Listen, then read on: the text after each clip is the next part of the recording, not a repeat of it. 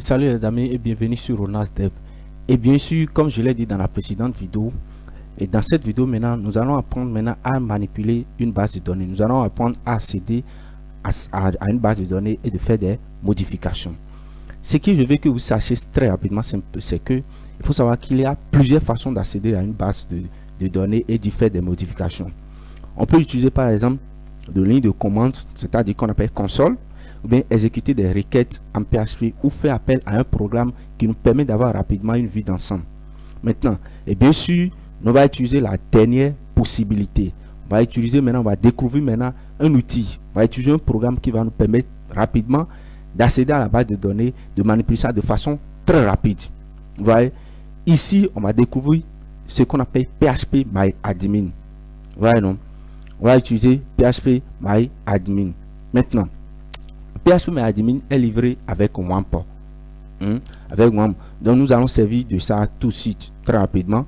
Et ce que je veux que vous sachiez, il faut savoir que presque tous les hébergeurs permettent d'utiliser phpMyAdmin.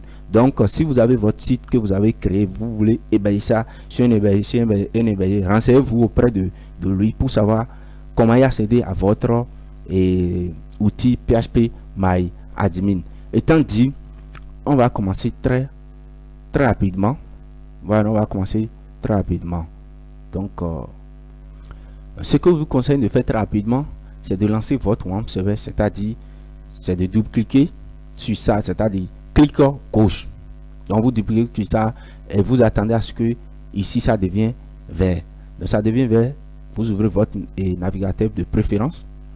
Maintenant, vous tapez l'adresse. Il y a plusieurs manières d'accéder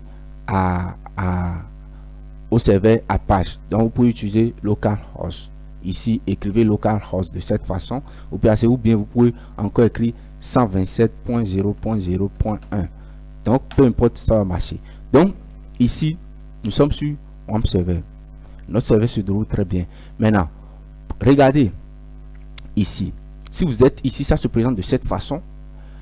Et il faut essayer simplement. Il y a un outil ici. Vous allez dans l'option outils, là où il y a outils, et vous descendez dans phpMyAdmin. Vous voyez? Donc, si je vais agrandir ça un peu pour que vous puissiez voir, vous allez voir ici, ils ont écrit en bas ici phpMyAdmin. Vous cliquez sur phpMyAdmin, vous cliquez sur ça, et vous venez ici. Et il dit bienvenue dans phpMyAdmin. Donc, ici, vous pouvez changer la langue. Si c'est français ou bien anglais, vous pouvez changer ça. Maintenant, moi, c'est un menu déroulant, donc je suis sur français, c'est-à-dire French. Et maintenant, sur la connexion, maintenant, ça demande un nom d'utilisateur, un mot de passe. Et puis, ça demande maintenant le choix du serveur. Je vais vous expliquer très rapidement. Le nom d'utilisateur ici, par défaut, sur phpMyAdmin, c'est root. Ça s'appelle root. C'est-à-dire R-D-O-T. Ça s'appelle root. Le mot de passe, c'est oui. C'est-à-dire quoi? C'est rien du tout. Vous mettez rien ici, ça veut dire oui. Bien sûr, vous pouvez changer ça. Il y a d'autres, vous pouvez trouver root. D'autres voudraient utiliser nul. C'est à vous de modifier ça. Mais pas défaut. Ça n'a pas de truc là. Ne choisissez rien. Et ici, vous faites maintenant le choix du serveur. Vous faites le choix du serveur. Le choix du serveur ici, vous allez trouver, si vous cliquez ici, c'est un menu de vous allez trouver MySQL. Vous allez trouver MariaDB. MariaDB, MySQL. Je vais vous expliquer la différence entre ces deux très rapidement. Et comme depuis, nous sommes en train de parler de MySQL, on va laisser ça sur MySQL. Faites ça de cette façon. Et vous cliquez sur exécuter, ça va se connecter. Ça met connexion. Voilà. Nous sommes dans phpMyAdmin. Voilà, non. Le phpMyAdmin, c'est un outil permettant de manipuler une base de données de façon très rapide. Ça se présente souvent, au lieu d'utiliser une console, lui nous présente une interface graphique. Et dans l'interface graphique, il nous permet de manipuler les trucs très bien comme une application. On manipule ça. Est-ce que vous comprenez? C'est très simple à faire. Maintenant, il y a deux différentes parties ici. Nous avons cette partie qui est à gauche ici et cette partie qui est au milieu, c'est-à-dire à droite ici. Maintenant, on va s'attaquer ici d'abord. Ici, vous allez voir serveur courant. Le serveur courant qui est ici, quand vous cliquez, vous allez voir MySQL et MariaDB plutôt. Et très rapidement, vous savez, on sait déjà, on a dit que le MySQL est un système de gestion de base de données et relationnel. Système de gestion de base de données relationnelle. En abréviation, on appelle ça SGDB.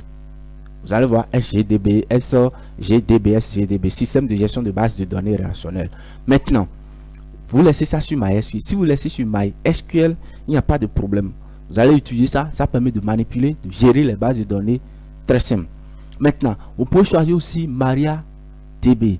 MariaDB, aussi si vous cliquez sur MariaDB, il vous demande encore de connecter et vous allez cliquer ici. C'est toujours le même mot de nom d'utilisateur routeur et sans mot de passe. Je suis encore sur MariaDB. MariaDB, c'est quoi?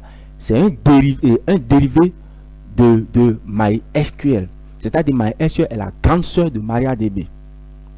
MySQL est la grande sœur, ça a été développé par Oracle. Vous comprenez? MySQL. Maintenant, MariaDB a été développé par MariaDB, c'est quelque chose Corporation, je me rappelle très bien. Ça n'a pas d'importance quand même. Maintenant, mais c'est le dérivé plutôt de MySQL. C'est-à-dire MySQL est la grande sœur de MariaDB. Maintenant, pourquoi les gens ont développé MariaDB?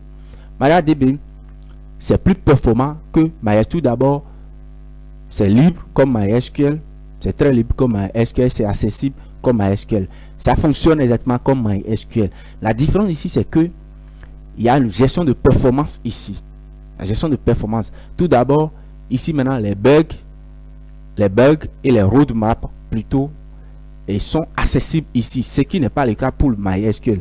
Les bugs et puis les roadmaps ne sont pas accessibles. Mais pour MariaDB, les bugs sont accessibles.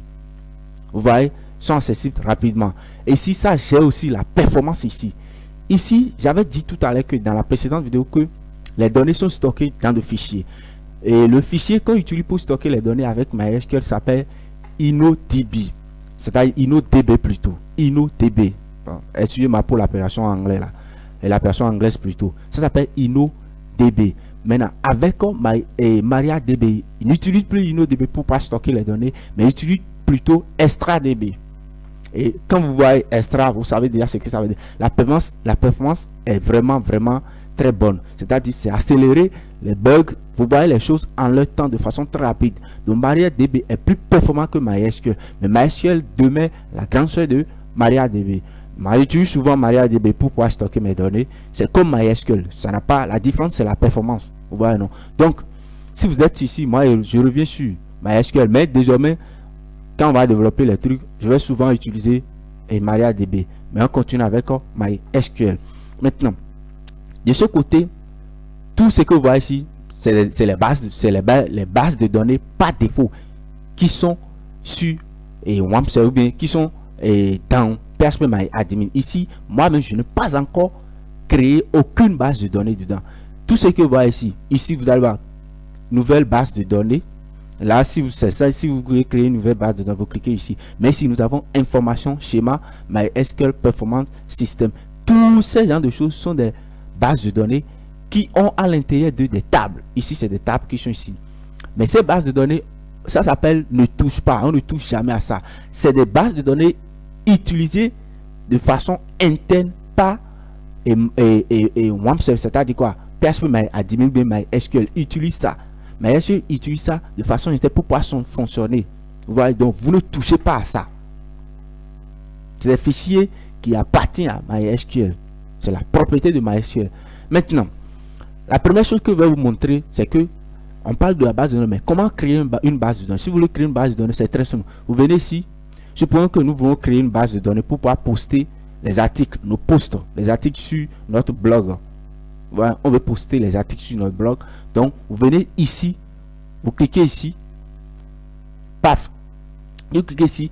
De ce côté, je reviens d'abord ici. Quand je vais revenir ici sur la page d'accueil ici, vous allez voir ici, ça permet de manipuler maintenant la base de données. Ici, ça présente les bases de données qui sont ici. Ça permet simplement de créer la base de données. Mais c'est ici que vous allez manipuler tout, créer, supprimer, ajouter, exporter, tout ce que vous allez faire. Les paramètres qui sont ici. Vous avez les options qui sont ici.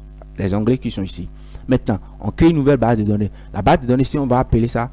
Et comme nous voulons poster des articles, on va appeler ça post. Des articles. Et ici, vous avez l'encodage. Rappelez-vous, lorsqu'on faisait HTML, on utilisait l'encodage. On avait l'habitude d'utiliser UTF-8.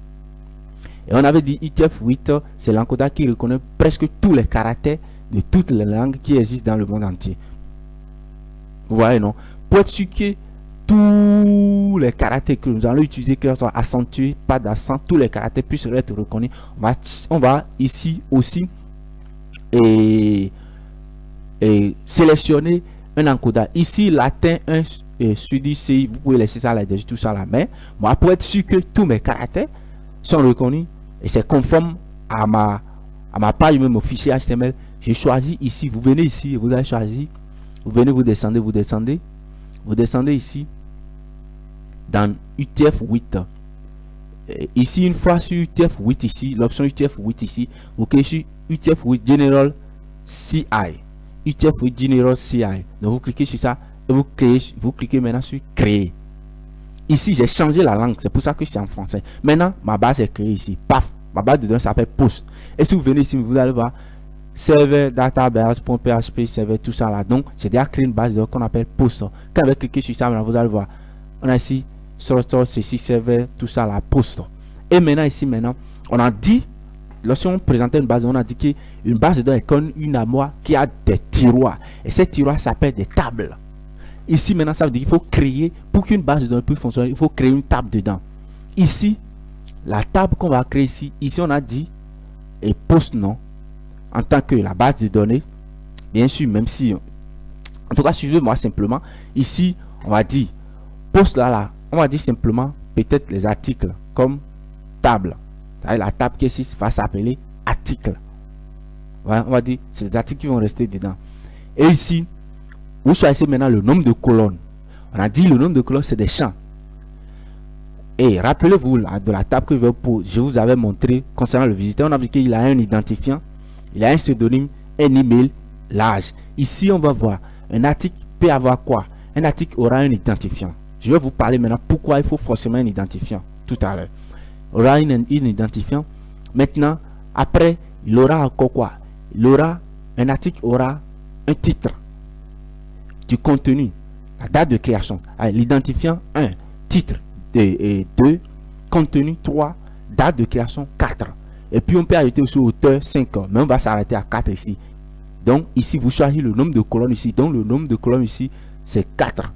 Si vous voulez ajouter l'auteur qui a créé l'article aussi, ça veut dire quoi? Vous verrez ici jusqu'à 5. Donc le nombre de colonnes est 5. Quand vous créez, juste cliquez sur exécuter. Voilà ce que ça va vous montrer très rapidement. Voilà, ça se présente comme ça. Exactement, rappelez-vous de la table que je vous avais, du tableau plutôt que je vous avais montré dans la précédente vidéo. On a des colonnes qui s'appellent des champs, on a des lignes qui s'appellent des entrées comme ça, horizontales, des lignes horizontales et des colonnes verticales comme ça. Maintenant, la première des choses, on a dit que ici, dans la partie nom, c'est là vous mettez le nom de l'entrée, ou bien du champ plutôt, le nom du champ. Ici, le champ, le premier champ, on a dit que c'est un identifiant. Un identifiant, très souvent, on prend l'abréviation, on nomme ça ID, qui veut dire ID, identifiant. L'identifiant ici, c'est 1, 2, 3, 4, 5, tel que vous avez vu dans le tableau. Donc, c'est un entier. Ici, vous avez les types des données, tels que vous avez dans les variables, nous avons les différents types de données. Et ici, vous avez des types int, qui veut dire integer, c'est-à-dire quoi? Les entiers. Nous avons des types varchar, nous avons des tests, nous avons des dates, timing, tout ça là. On va voir tout, on ne peut pas voir tout, mais je vais vous présenter certains très rapidement. Mais on continue d'abord. Ici, c'est un entier, donc vous choisissez, vous cliquez sur ici, sur le menu, donc vous allez trouver int. Donc vous cochez int, qui veut dire c'est un entier. Et ici maintenant, la valeur ici maintenant, ici, la valeur c'est 11. C'est-à-dire quoi? Le nombre peut varier de 0 jusqu'à 11 nombres, 11 chiffres ensemble. Et 11 chiffres, c'est déjà des milliards de nombres. 1 milliard maintenant comporte combien de chiffres? Et 10 chiffres. Mais si on a mis 11 chiffres, vous voyez, donc ça peut contenir jusqu'à 11 chiffres. Donc, votre base de données peut contenir des articles des milliards, jusqu'à un certain nombre, des dizaines de milliards plutôt d'articles. Ça peut contenir. Donc, le nombre maximum ici, limite, c'est 11. Vous mettez 11 ici. C'est la taille, ça. Maintenant, l'identifiant qui est ici, on donne l'identifiant à un article. Pourquoi? Supposez que vous avez plusieurs articles sur votre blog. Vous voyez? Et vous voulez un individu, bien un client, plutôt un visiteur, veut lire un article spécifique. Vous voyez? Il faut que l'article qu'il veut lire là, l'article ait un identifiant unique qui appartient à l'article uniquement.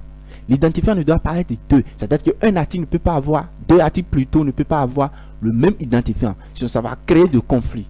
Donc, il faut que l'identifiant soit, il faut que l'article soit identifié. C'est comme numéro matricule, si vous me permettez. Et ça doit être unique pour reconnaître l'article parmi autant d'articles qui est sur votre blog. Donc, c'est unique. Et pour cela, ici, il y a tout d'abord ce qu'on appelle valeur par défaut. Si vous voulez donner valeur par défaut, ici vous donnez. Mais ici, on ne donne pas valeur par défaut ici. Très souvent. Maintenant, on dit ici, vous venez dans index ici. Qu'est-ce que vous faites? Vous dites que si vous donnez la valeur ici de l'identifiant, ou bien on donne le type, c'est un entier. On donne la taille, plutôt ici. On donne le nom, l'entier, la taille. Ici, maintenant, qu'est-ce que vous faites? Vous venez ici, l'index ici, là où ils ont coché index, et vous descendez, vous venez sur primary. C'est-à-dire primary plutôt. Et pourquoi on a choisi primary? Je vais vous expliquer ça. Si vous cliquez sur primary, ça fait comme ça. Et vous cliquez sur exécuter. C'est-à-dire, ça sort ce pop-up et vous cliquez sur exécuter. Paf, c'est primary. Maintenant, pourquoi on a dit primary?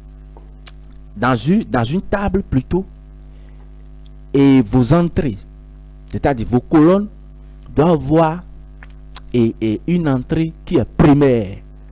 L'entier primaire, c'est l'entier qui permet d'identifier votre article. C'est pour ça qu'on a dit c'est primaire ça. C'est lui qui permet d'identifier un article, qui porte, c'est-à-dire comment dire, l'identifiant d'un article. Et maintenant, ici, ça commence à partir de 1, c'est un entier 1, 2, 3, 4, 5. S'il a 10 articles sur votre blog, ça, nous avons de 1 à 10. Les identifiants vont varier de 1 à 10. S'il y a 1000, ça va se varier de 1 à 1000. Maintenant, on ne peut pas modifier chaque fois. Ce n'est pas souhaité de modifier chaque fois un identifiant. Il faut que l'identifiant soit automatique, s'incrémente de façon automatique. Vous connaissez ce qu'on appelle incrémentation. Incrémentation, c'est le fait d'ajouter 1 à une valeur automatiquement. Chaque fois vous ajoutez 1. Si la valeur était 1, vous ajoutez 1, ça va devenir 2. Si c'est 2, vous ajoutez 1, ça va devenir 3. Donc le fait d'ajouter 1, c'est-à-dire de façon automatique 1 plus 1 plus 1 plus 1 plus 1 plus 1 à une variable, bien on appelle ça l'incrémentation. Vous savez ça déjà. Maintenant, pour que l'identifiant qui soit s'incrémente automatiquement, c'est-à-dire que la valeur s'augmente automatiquement en fonction du nombre d'articles qu'on a, il faut que vous cochez ici là où ils ont mis AI. Si vous venez sur là où ils ont mis AI, vous positionnez votre critère, ça va mettre auto-increment. Ça veut dire que l'incrémentation automatique. Donc vous cochez l'incrémentation automatique ici. Si vous cochez ça, c'est pour dire que votre case, c'est-à-dire le champ qui est ici, le champ ID qui est ici, va s'incrémenter automatique. Donc on n'a pas besoin de modifier ça manuellement à la main. C'est tout ce que vous allez faire. Donc c'est les réglages ça. Vous comprenez? Donc si vous quittez ici maintenant, ici c'est bon. Ça a un nom, un type, c'est un entier, la valeur maximale, ou bien la taille plutôt. Et puis, on a ici primaire. C'est-à-dire pour dire que c'est lui qui a la clé primaire. Donc, qui porte la majorité sur les autres. Et ici, maintenant, nous avons auto-incrémentation. On a fini avec ça. Après tout, on a dit que ça doit avoir auteur. C'est-à-dire l'auteur qui a posté ça. L'auteur ici, c'est un nom. Un nom. C'est un test plutôt. Le test ici, c'est un test court. C'est-à-dire, le nom d'un auteur ne peut pas être maintenant, ne peut pas être toute une page. On peut pas donner le nom de quelqu'un, maintenant ça sera toute une page. Ça ne peut même pas finir une ligne, le nom de quelqu'un. Vous comprenez? Ça, du coup, c'est un test, mais c'est un test très court. Très court plutôt. C'est un test court. Donc, il y a un type ici qui permet de définir les tests courts. Ça s'appelle VACA. Donc, vous cochez VACA. VACA permet simplement de dire que c'est que la variable qui est ici est un test, mais un test court. Ce n'est pas un test qui peut prendre toute une page. Et sa taille varie de 1 jusqu'à 255 caractères. Ça peut prendre jusqu'à 255 caractères. Et quand on dit 255 caractères, le nom de quelqu'un ne peut pas aller jusqu'à 255 caractères. Donc, des choses comme nom, auteur, en tout cas le pseudonyme là, on utilise très souvent le VACA, c'est-à-dire le test court. Et ici, vous donnez la taille. Vous pouvez dire, je veux que le nom sur ma page, le nom de quelqu'un ne dépasse pas, par exemple, maintenant 50 caractères. Donc, vous mettez 50 ici. Ou bien, vous pouvez dire, je veux que le nom ne dépasse pas peut-être 30 caractères. Vous mettez 30. C'est à vous de dire ça. Et vous allez dire ça lorsque la personne sera en train d'essayer de vous dire vous ne dépassez pas 30 caractères. Mais si vous ne savez pas la limite du nom de la personne, vous ne voulez pas définir lui-même, vous donnez la valeur maximale qu'on appelle 255. C'est ce qu'on va donner. C'est tout. Donc ici, l'auteur qui est le champ qui est ici, l'auteur qui est ici, c'est un test court, don, do, ou bien don, vaca, et puis la taille maintenant, 250, la taille maximale. Et c'est fini. C'est tout ce que vous avez. Ce n'est pas une clé primaire et ça ne va pas s'incrémenter automatiquement. C'est un test. Donc, ce n'est pas ainsi pour pouvoir s'incrémenter donc automatique. Donc, ici, après tout, vous pouvez dire la valeur par défaut. Si vous voulez que ça soit, est-ce que vous voulez que la personne est est-ce que vous forcez quelqu'un à donner le nom de l'auteur? Est-ce que ça peut prendre la valeur nulle? C'est-à-dire que est-ce que quelqu'un peut poster un article sans pouvoir donner son nom? Si c'est le cas, vous voulez que la personne puisse ne pas donner son nom, donc vous donnez valeur par défaut nulle. Ça veut dire quoi? Ces champs maintenant peuvent contenir la valeur nulle. Ça veut dire quoi? Si quelqu'un ne renseigne pas le champ de l'auteur, c'est-à-dire il poste un article, il ne donne pas son nom, on va remplacer son nom par nul. Mais si vous ne voulez pas, vous ne définissez pas. Vous voyez, non? Donc vous ne vous définissez aucune valeur. Là maintenant, vous ne voulez pas que la valeur soit nulle, par défaut. Si vous voulez, vous définissez. Si vous ne voulez pas, vous ne définissez pas. Vous voyez, non? Donc c'est tout. Donc on ne définit pas. Maintenant, après ça, l'auteur ici, on a quoi? Le titre. Donc on met titre ici. Le titre aussi, c'est comme un vaca. Le titre ne peut pas être toute une page. Le titre, juste titre d'un article ne peut pas être une. Donc c'est toujours un vaca, un test court de 255 caractères. Et c'est déjà bon. Je crois très bien. Et après, le contenu. Le contenu d'un article, ça peut être toute une page. Ça peut dépasser même une page. Ça peut être un roman, on s'en fout. C'est le contenu. Ça veut dire, du coup, c'est un test très long. Donc, vous venez ici, vous cherchez test qui n'a pas de limite. Et c'est tout. Ça n'a pas de taille. C'est illimité. Quand vous utilisez Vaca, si vous ne spécifiez pas de taille, PHP ou bien MySQL va faire sortir une erreur. La principale contrainte de Vaca, c'est que vous devez, quand vous utilisez Vaca, vous devez forcément définir une taille. Vous pouvez ne pas définir taille ici. Mais pour Vaca, c'est forcé de définir. Et après ça, maintenant, vous avez la date de création. On va dire created at. Donc la date de création, la date de... Et vous venez ici maintenant. Les dates maintenant, si vous venez ici, il y a plusieurs types de dates. Maintenant, ici, il y a un type, c'est-à-dire une variable de type date qu'on appelle date. Voilà, non? Date ici, qu'on appelle date. Il y a aussi l'autre qu'on appelle date time. Et date time, c'est une combinaison de date et heure. Voilà, non? Quand vous utilisez date time ici, ça veut dire quoi? Vos dates vont s'afficher sous forme, ça va donner une date et heure en même temps. C'est-à-dire, ça va donner sous forme ce qui est ici. C'est-à-dire, ça dit, vous avez posté votre article à 1h25 du matin, la date 09/05/2021.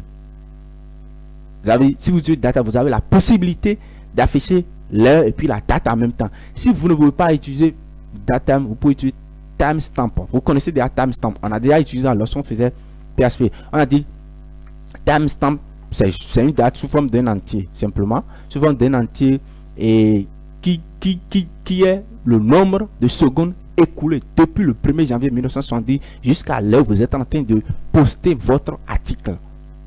Le timestamp est la date, bien une valeur, simplement. Un entier qui est égal au nombre de secondes écoulées depuis le 1er janvier 1970 jusqu'à l'heure où vous êtes en train de poster votre article. Donc, vous pouvez utiliser timestamp. Si vous utilisez timestamp, la valeur par défaut, c'est-à-dire si quelqu'un, parce que la personne ne peut pas chaque fois, lui-même va écrire, il écrit tout ce qui est ici. Il veut poster un article maintenant. Il dit son auteur, le titre, le contenu de l'article, et lui-même va regarder ici pour copier la date. Non. Donc, par conséquent, vous pouvez dire, moi je veux une valeur par défaut à la date. Et vous dites la valeur par défaut, il prend current timestamp. Si vous mettez current timestamp, ça vous êtes en train de dire quoi? A dit, quand il poste l'article comme ça, tu prends le temps courant, c'est-à-dire l'heure à laquelle il a posté l'article, c'est tout. C'est ça qu'on appelle timestamp, ça. Vous mettez la valeur par défaut, timestamp. Et c'est tout. Et ça fonctionne de cette façon. Après, si vous allez utiliser datetime, datetime, je vais vous montrer après comment on fait. On utilise datetime pour pouvoir fonctionner dans les projets.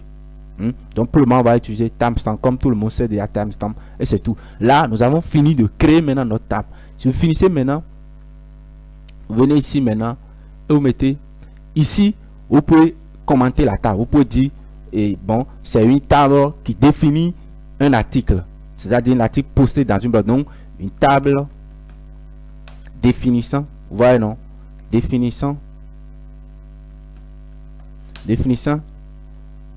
un article ou bien des articles, plutôt ça dépend, posté sur mon blog. C'est tout. Vous mettez commentaire. Vous savez déjà à quoi c'est commentaire. C'est pour reconnaître après. Maintenant, si vous finissez ça maintenant, qu'est-ce que vous allez faire? Vous venez ici, vous faites enregistrer, c'est tout. Et tout passe bien. Paf, vous avez créé votre table. Et c'est tout, la table est créée. Donc, si vous venez ici maintenant, vous voyez la base qu'on appelle post. Et ici maintenant, nous avons un article ici. Paf. Et si vous venez ici, vous cliquez sur la structure maintenant de cette table. Ça veut dire la table article, sa structure, c'est paf. Vous voyez, la structure maintenant, ça se présente maintenant ici comme ça. Vous avez un identifiant qui est une clé primaire. Voilà la clé, le symbole qui est ici, le clé qui dit que c'est une clé primaire. Et si vous venez, si vous allez voir auto-increment, ça veut dire quoi? Ça s'incrémente automatiquement. Vous voyez, et ici maintenant, l'auteur qui est ici. Vous voyez l'auteur, et maintenant le type c'est VACA 255. Et en tout cas, et ici, le jeu de caractère c'est UTF-8. Donc, ça peut prendre valeur nulle, auteur. Ça peut prendre valeur nulle, valeur par défaut aussi nulle. Bon, j'avais monté ça simplement pour dire que bon, si vous voulez que ça prenne votre truc après, j'avais pris ça pour exemple. Ici, nous avons le titre, c'est une vaca. Et si ça ne peut pas être nul, nous avons le contenu qui ne peut pas être nul. Et nous avons maintenant la date de création qui est un timestamp et puis current timestamp. C'est ça la structure, c'est tout. Voilà, maintenant vous avez créé une table. Et vous venez sur parcourir. Si vous avez des données dans la table, si vous venez sur parcourir, vous devez voir les données ici, sous forme d'un tableau. On va revenir sur ça. Donc voilà la structure. Maintenant, on a fini de créer une base, de créer une table. Maintenant, on a déjà vu aussi les types de champs. Les types de champs, c'est-à-dire les types de champs. On a vu le int, le vaca, le test, le timestamp. Majoritairement, c'est ce qu'on voit très souvent ça. On va voir d'autres dans les trucs là. Mais ces 4 types, ici le int, le vaca, le test, sont déjà suffisants pour le moment. Sont largement suffisants pour faire beaucoup de choses. Voilà, on va voir d'autres après. Maintenant, on ne peut pas voir tout quand même. Donc, maintenant, vous pouvez maintenant je reviens quand même. La clé primaire, telle que je vous ai dit, n'oubliez jamais, la clé primaire permet d'identifier de manière unique une entrée dans la table. Gardez ça dans la tête comme ça. Maintenant, comment on peut modifier maintenant une table? Vous voyez, comment on peut modifier une table? Tout d'abord, on va insérer des données dans une table. Comment on insère des données dans une table? Nous avons notre table ici, article, mais on n'a aucune donnée dedans. Pour insérer les données dedans, on peut utiliser ici, SQL ici. C'est-à-dire, on peut choisir d'utiliser ce que je vous ai présenté et dans la précédente vidéo, c'est-à-dire des instructions SQL, le langage SQL. Ici maintenant, vous voyez, on a mis select étoile from article, where tout ça là. Donc ça maintenant là, c'est un langage SQL. Mais vous ne connaissez pas encore le langage SQL. Même si vous ne connaissez pas encore ça, vous pouvez insérer des données. Vous venez simplement ici, vous êtes sur la table. Vous venez sur la table ici, comme ça. Si vous venez sur la table, vous allez dans insérer. Et dans insérer, qu'est-ce que vous faites ici? L'idée, on a dit que ça s'incrémente automatiquement. Donc on n'a pas besoin d'insérer une valeur là. Mais vous venez dans là où il y a auteur. Et ici, vous lui donnez une valeur. Vous voyez non? La valeur de l'auteur ici, on dit quoi? Ici, on peut dire, celui qui a posté s'appelle Ronald Steve.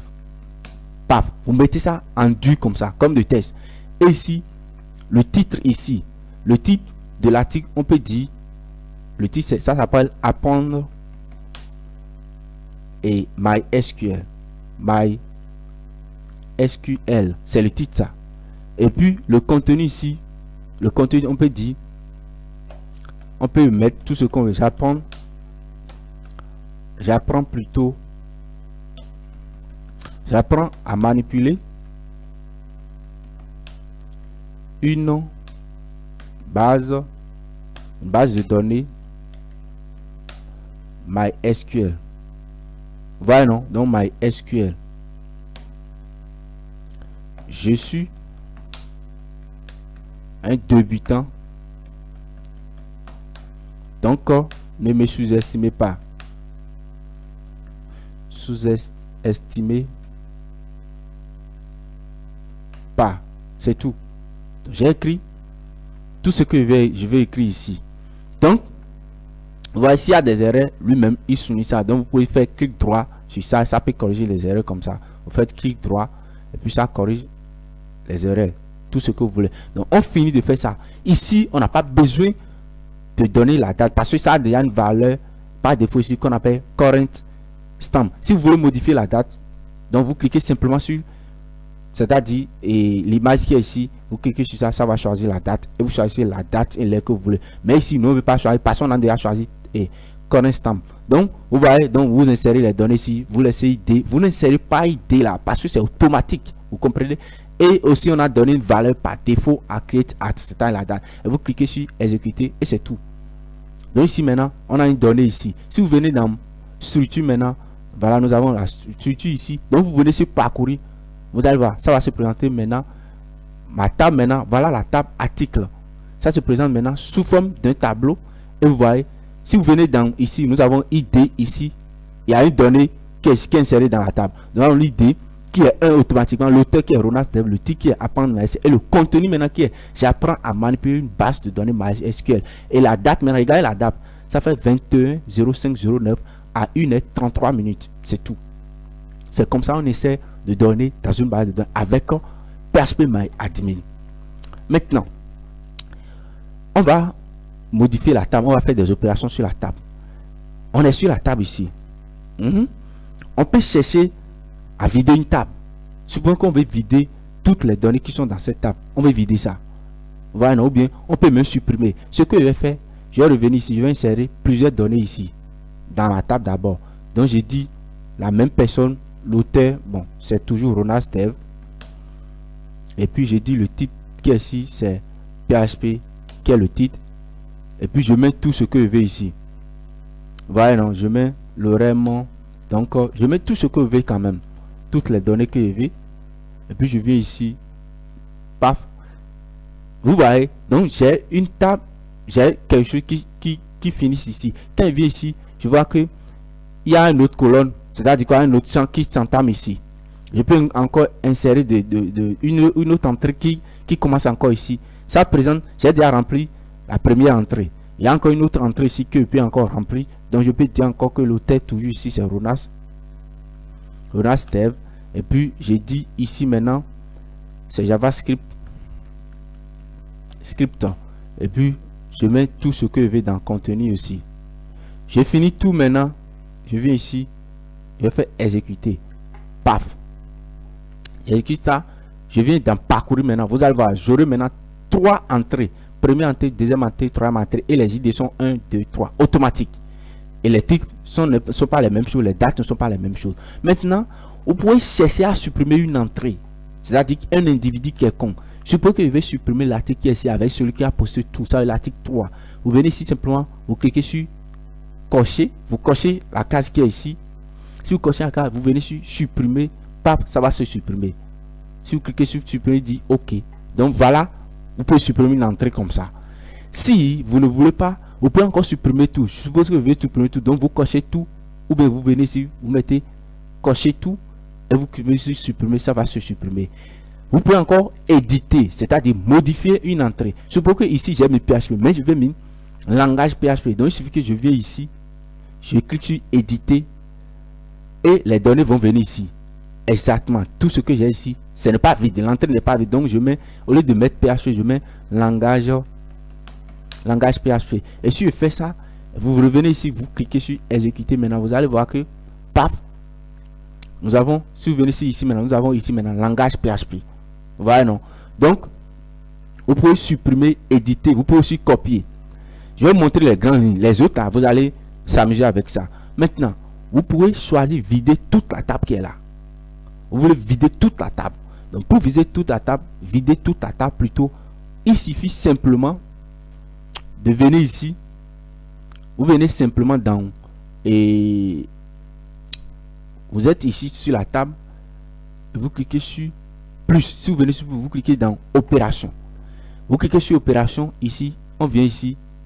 Maintenant, vous venez ici. Il vous demande de vider la table. Donc vous allez voir ce qu'on appelle vider la table, truncate. On appelle ça truncate. Donc si vous cliquez sur truncate, c'est fini.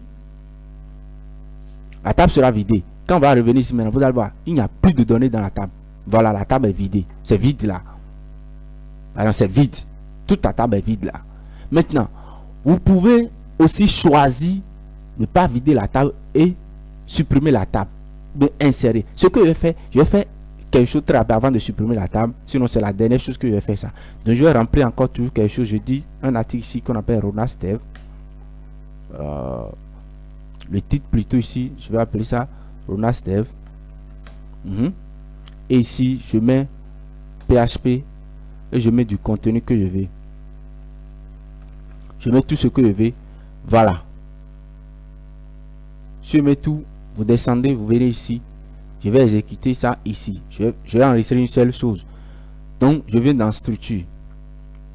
Je veux dire dans parcours plutôt. Donc, j'ai ça, les données. Je peux exporter une donnée. C'est-à-dire quoi? Vous pouvez exporter une donnée d'ici. C'est-à-dire sur une autre base de données. Vous pouvez exporter ça d'ici sur une autre base de données. Ou bien dans une autre base de données plutôt. Dans une autre page. Donc, pour ça, vous cliquez sur exporter. Donc, je vais exporter cette table-là. Je peux exporter la table ou bien je peux exporter même toute la base.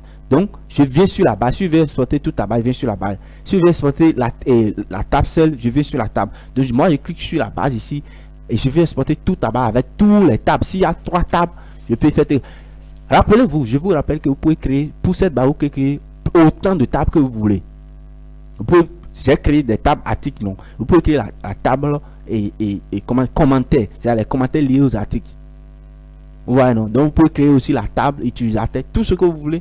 Donc, je viens ici, vous cliquez sur exporter. Et si vous cliquez sur exporter, ça tourne. Vous venez ici, vous dites, vous voulez exporter ça en quel format? Je vais exporter ça en format SQL. Vous choisissez votre format. Vous pouvez choisir exporter en PDF, choisir exporter en PHP ou bien en XML, même avec exporter en SQL.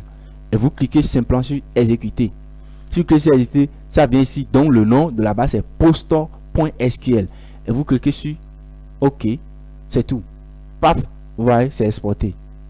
C'est téléchargé et c'est exporté. Donc, si vous venez ici maintenant, voilà maintenant ma table, c'est exporté. Donc, vous faites ça, vous lisez ça un peu, vous allez voir tout ce qui est là. Mais ce qui est ici, c'est du langage PHP et c'est le langage SQL qui est dedans. Tout ce qui est ici, c'est le langage SQL. Donc, j'ai enregistré ça ici, vous voyez, non? Donc, je peux tenter d'aller là où j'ai enregistré ça. Vous allez voir que c'est ici. Je l'ai enregistré ça dans document et c'est ici. Et quand je clique sur ça, je trouve ici. Vous allez voir tout ce que j'ai enregistré ici. Si ce n'est pas ici, ça doit être dans téléchargement. En tout cas, j'ai exporté ça quand même et c'est ici. Donc, si vous venez ici, vous allez trouver ça. Vous voyez, c'est exporté. Vous pouvez ouvrir le dossier pour aller manipuler. Donc, voilà comment on exporte une base de données. Et on peut aussi supprimer une base de données, bien un article. Donc, si vous voulez supprimer l'article maintenant, vous venez toujours dans plus opération. Et lorsque vous êtes sur opération maintenant, vous venez directement en bas. On appelle ça drop. C'est-à-dire vous voulez dropper une table. Donc, vous cliquez sur supprimer la table. Paf. Si vous faites ça, simplement, vous cliquez sur OK. La table sera supprimée. Voilà comment on supprime une table. Vous pouvez aussi supprimer toute la base. Donc, vous venez sur la base. Vous allez toujours dans opération. Vous allez supprimer la base. Donc, c'est tout ce que je vais vous montrer aujourd'hui, ça ou bien dans cette vidéo. Ça, il y a beaucoup de choses. Donc, on va découvrir d'autres options, d'autres fonctionnalités lorsqu'on sera en train de voler, mais comme ça, avec tout ce que je vous ai montré maintenant, vous êtes déjà prêt à manipuler et PHP MyAdmin, c'est-à-dire une base de données, système de gestion de base de données MySQL. Voilà, là on va s'arrêter. Si vous avez aimé la vidéo, n'oubliez pas de commenter, de liker, de vous abonner si ce n'est pas encore fait, et puis de partager la vidéo. On se tient pour la prochaine fois. La prochaine fois maintenant, on va commencer par créer une base de données maintenant avec PHP. On va voir comment on peut utiliser des scripts PHP pour créer une base de données, dialoguer avec ça, créer des trucs, c'est-à-dire en tant que client, venir faire entrer des données directement ici. C'est-à-dire quoi? On sera dans le navigateur, on n'a pas besoin de venir ici, on n'a pas besoin de venir ici. On vient ici, on crée peut-être un formulaire, on manipule les données, on envoie des données, il nous renvoie des données, tout ça là. On va faire tout dans la prochaine vidéo. Et on se tient, on dit bye.